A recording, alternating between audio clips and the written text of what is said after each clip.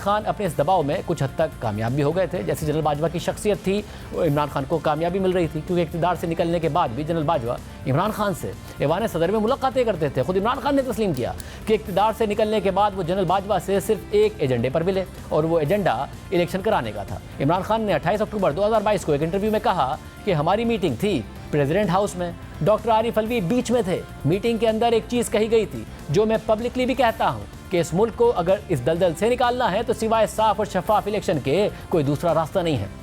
जबकि सहाफ़ी शाहिद मेतला ने भी जनरल बाजवा से मुलाकात के बाद इमरान खान से उनकी इस मुलाकात से मुतालिक तफसीलात बताई थी। शाहिद मेतला के आर्टिकल के मुताबिक जनरल बाजवा ने मुझसे कहा कि सदर आरिफ अलवी भी मुझे बार बार इमरान खान से मिलने का कह रहे थे।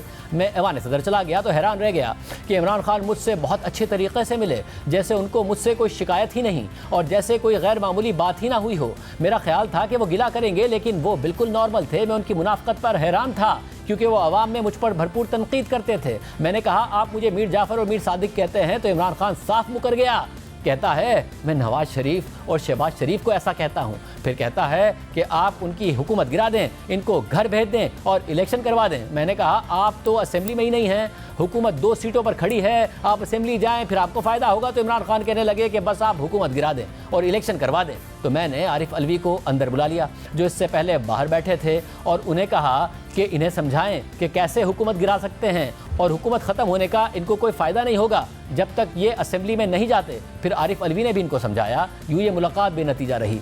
यानी इमरान खान एक तरफ सड़कों पर जनरल बाजवा को तनकीद का निशाना बनाते थे, दूसरी तरफ उनसे खुफिया मुलाकातें करके इलेक्शन का मुतालबा करते थे। मगर इमरान खान ने अमरीकी साजिश के बयानिए को इतना आगे बढ़ाया, इतने झूठ बोले कि इस बयानिए में से हवा निकलना शुरू हो गई। क्योंकि इमरान खान ने बैरूनी साजिश के बयानिए पर सिर्फ गलत बयानी नहीं की बल्कि सरीहन झूठ बोला था और फिर इसी झूठ की बुनियाद पर अपनी सियासत को हकीकी आज़ादी का नाम देकर जल्द से शुरू कर दिए थे। इसे हक़ व बातिल की जंग और जिहाद का नाम दे दिया था। सियासत, सहाफ़त, अदलिया और फ़ौज सबको निशाना बनाया था। मगर हकीकत यह है कि इमरान खान और उनके साथियों ने पाकिस्तान के एक सिफारती डॉक्यूमेंट को अपने सियासी मकासद के लिए इस्तेमाल किया और मुजवज़ा क़वानीन की खिलाफ वर्जी की और साइफर को अपने सियासी खेल का हिस्सा बनाया। इस हवाले से चेयरमैन PTI की कुछ ऑडियो लीक्स मौजूद हैं। पहली ऑडियो में इमरान खान कह रहे थे कि हमें साइफर के मामले पर खेलना है और इमरान खान के प्रिंसिपल सेक्रेटरी आज़म खान कह रहे थे कि साइफर से मुतालिक मीटिंग कर लें, मैं उस मीटिंग की अपनी मर्जी के मिनट्स बना दूंगा। जबकि दूसरी ऑडियो में इमरान खान हिदायत दे रहे थे कि अमेरिका का नाम किसी सूरत नहीं लेना है, मैं किसी के मुंह से अमेरिका का नाम नहीं सुनना चाहता। इसी ऑडियो में असद उमर ने इमरान खान से पूछा कि आप जानबूझकर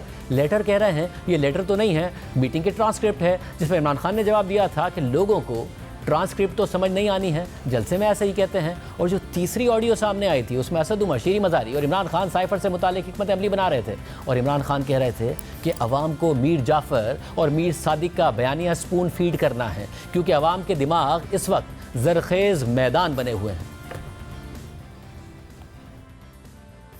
स्ट्रैटेजी ये है कि पब्लिक तो हमारे साथ बैठी है।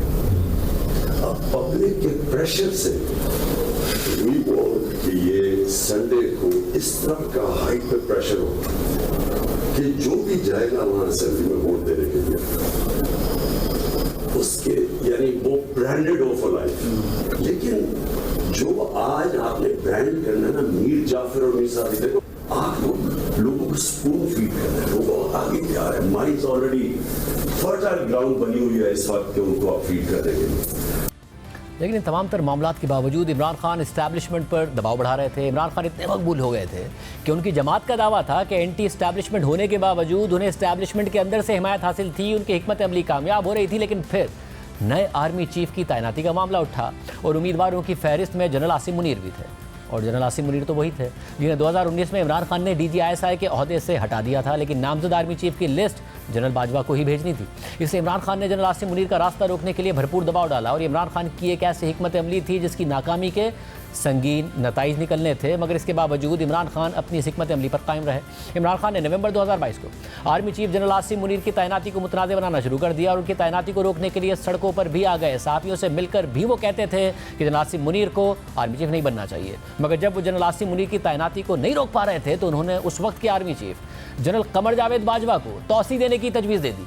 यानी उस जनरल बाजवा को तौसी देने के लिए इमरान खान तैयार हो गए थे जिन पर अपनी हुकूमत गिराने का इल्ज़ाम लगा रहे थे, अमेरिका के साथ अपनी हुकूमत गिराने का इल्ज़ाम लगा रहे थे, क्योंकि इमरान खान चाहते थे कि किसी भी तरह नवंबर गुजर जाए और जनरल आसिम मुनीर रिटायर हो जाएं। खुद आज़ाद जम्मू कश्मीर के साबिक वज़ीर आज़म और तहरीक इंसाफ के नाराज़ रहनुमा तनवीर इलियास ने बयान दिया था कि army chief general Asim Munir की तैनाती से 2 दिन पहले तहरीक इंसाफ का लॉन्ग मार्च इसी साजिश की एक कड़ी थी। हमने इमरान खान से कहा कि आज़ाद कश्मीर में बल्दियाती इंतखाबात हो रहे हैं तो आप मार्च 2 दिन आगे कर दें। इमरान खान ने कहा कि जनरल आसिम मुनीर को आर्मी चीफ बनने से रोकना है, मगर इमरान खान की भरपूर कोशिशों और दबाव के बावजूद जब पीडीएम की इत्तेहादी हुकूमत ने मुत्तफ़िका तौर पर जनरल आसिम मुनीर को नए आर्मी चीफ बनाने का फैसला किया और इसकी समरी सदर मुमलिकत डॉक्टर आरिफ अलवी को भेजी, मगर आरिफ अलवी इसकी फौरी मंजूरी देने के बजाय खुसूसी तैयारा लेकर इमरान खान के घर जमान पार्क पहुंच गए। इमरान खान से इस हवाले से मुलाकात की और फिर ऐवान सदर पहुंचने के बाद उन्होंने समरी पर दस्तखत कर दिया। यानी सारा मामला मुतनाज़ बनाने के बाद जब कोई ऑप्शन नहीं बचा तो फिर समरी की मंजूरी दी गई और जब general Asim Munir army chief बन गए तो इमरान खान ने उनकी तारीफ़ें शुरू कर दी। इमरान खान ने 11 दिसंबर 2022 को यह बयान दिया कि ये नया आर्मी चीफ है, इसको टाइम देना चाहिए। हमने जनरल आसिम मुनीर की बड़ी तारीफ़ें सुनी हैं, ये हाफिज़ कुरान हैं, मैं ये उम्मीद रखता हूँ कि ये अमर बिल मारूफ पर चलें, हम तो इनसे उम्मीद लगाए बैठे हैं। मगर आम बात यह है कि इमरान खान ने खुद जनरल आसिम मुनीर को DGI लगाया, फिर 8 माह बाद ओहदे से हटाया। यानी इमरान खान अच्छे से जनरल आसिम मुनीर को जानते थे, मगर आर्मी चीफ बनने के बाद कह रहे थे कि उनकी तारीफ़ें सुनी हैं, हमें उनसे बड़ी उम्मीदें हैं।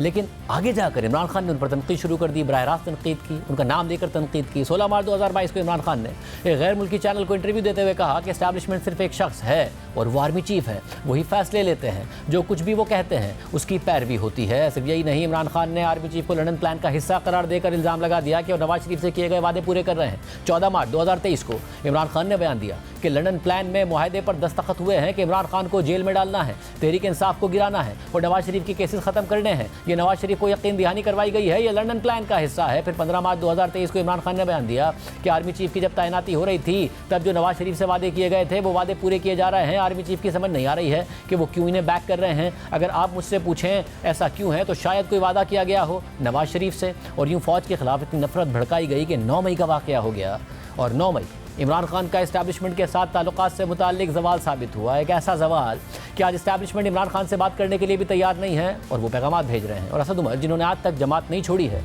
उन्होंने भी तस्लीम किया कि जिस तरफ चीज़ें जा रही थी वो हमें 9 मई को होती हुई नज़र आई।